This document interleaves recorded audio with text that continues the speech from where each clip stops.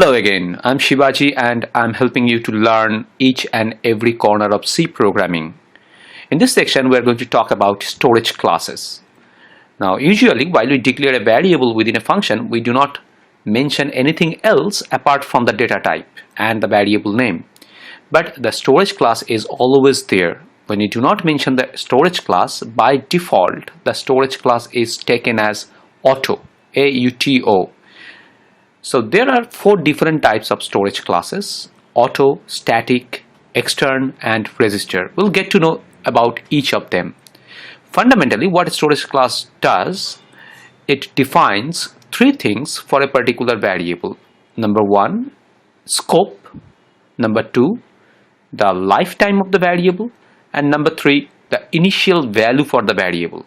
That means when we declare a variable along with the storage class, we actually try to define these three things. Scope means from which region the variable is accessible. That means from where I can access the variable. What's the domain of accessibility? The lifetime means how long the variable is going to remain allocated in the primary memory. And the initial value means when the variable is allocated, what is the value that the variable is going to contain during the allocation, immediately after the allocation. Is there any specific value that the variable is going to contain immediately after allocation?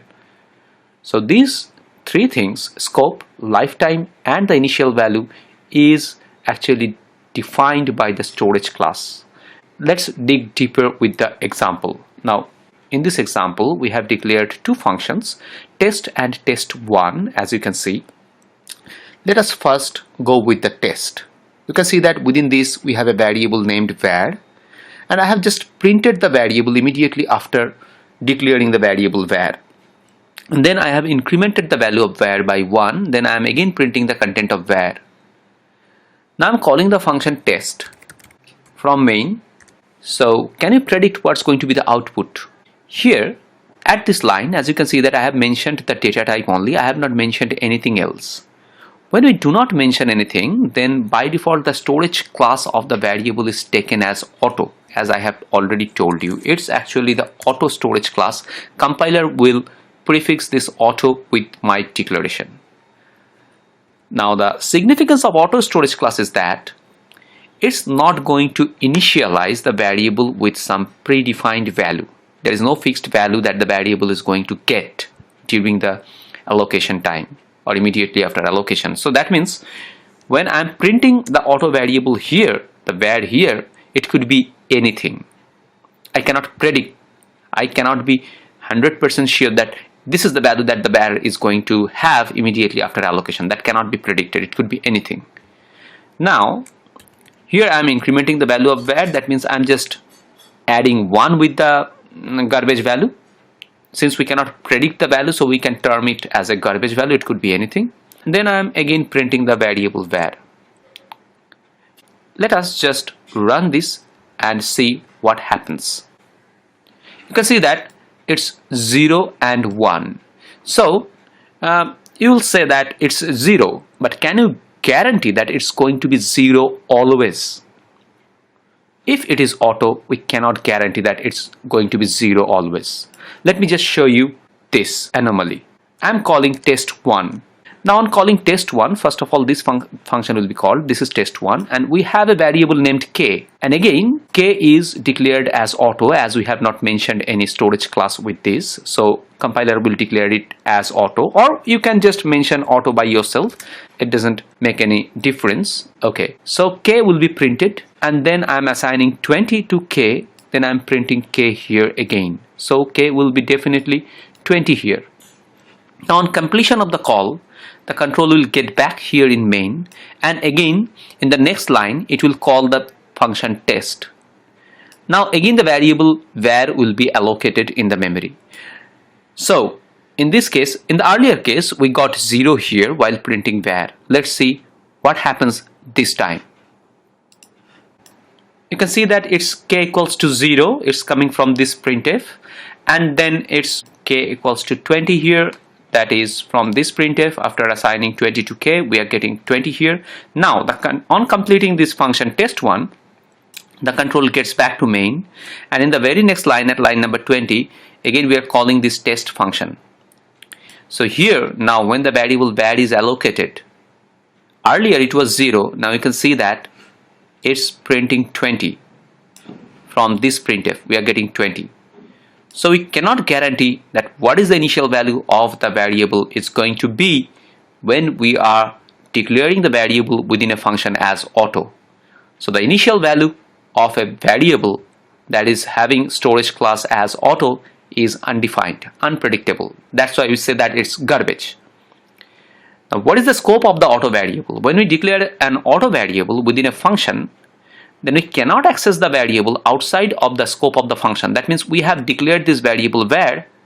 The variable var is accessible, or we can manipulate the variable var from within this function only, within this opening curly brace and closing curly brace. You just cannot go and declare and have something like this here, var plus plus. It's illegal. Compiler will just, as you can see that it's red line under, so compiler will just flag error.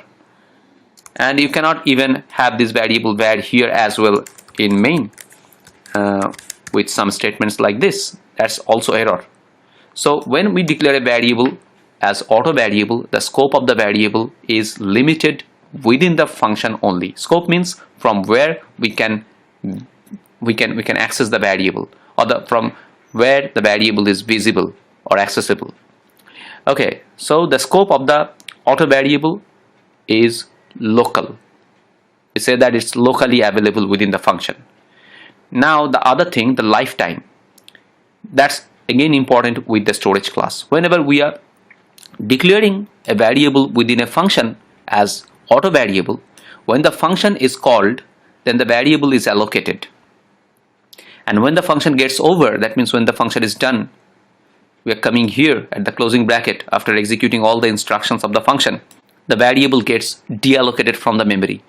So the lifetime of the variable, which is auto, is equal to the lifetime of the function. That means as long as the function is executing, the variable remains allocated, and when the function is over, the variable is deallocated.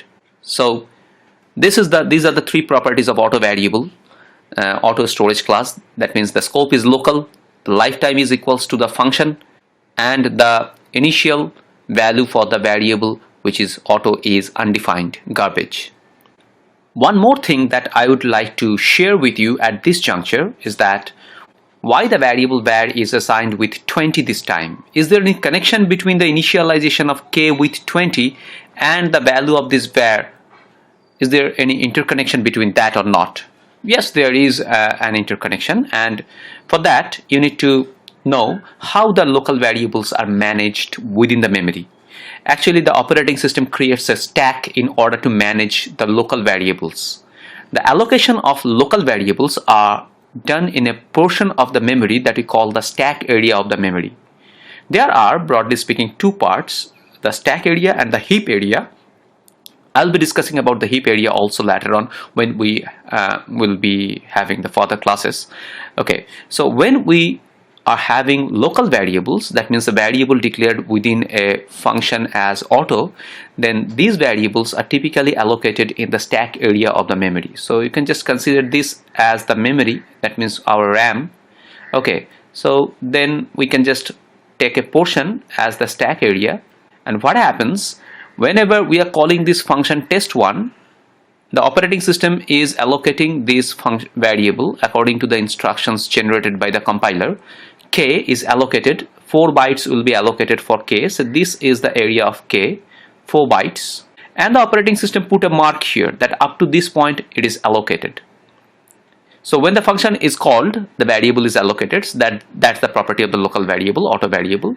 Now the variable is alive and we go with the code. Now when the function is over, this variable is deallocated. Now how that deallocation takes place? Actually, operating system just erase the mark and goes to the previous to this. Now when the marker is taken back to the top, then what happens? This portion is actually become free. Now this K, although the value of K was 20 and this was kept at this location, but the variable K becomes free, or this location becomes free as soon as the function goes over and the marker is actually moved above. So this become free. Now when we get back to the main and again we are calling this function test immediately after, then again we are requesting for a variable var in the memory. So the operating system is going to allocate for var again. So again the marker is moved here and it is allocated. And the variable now this time is not k, it's var. But remember that earlier case when the test1 was called, 20 was kept at this place. So that 20 remained there in the bytes. So while we print var this time we get 20. So we cannot predict, but during the allocation or after the allocation, operating system doesn't take care about the internal value of the bytes that were kept here. So it could be anything. And that means if another program goes in with the execution and some memory area was reserved and some values were kept there, it will be there. So that's why we are getting 20 here, because earlier k was allocated at the same position. It was deallocated, but the value remained there. I hope that you have understood this clearly. Okay, in the next tutorial, I'm going to tell you about the static storage class. Thank you very much.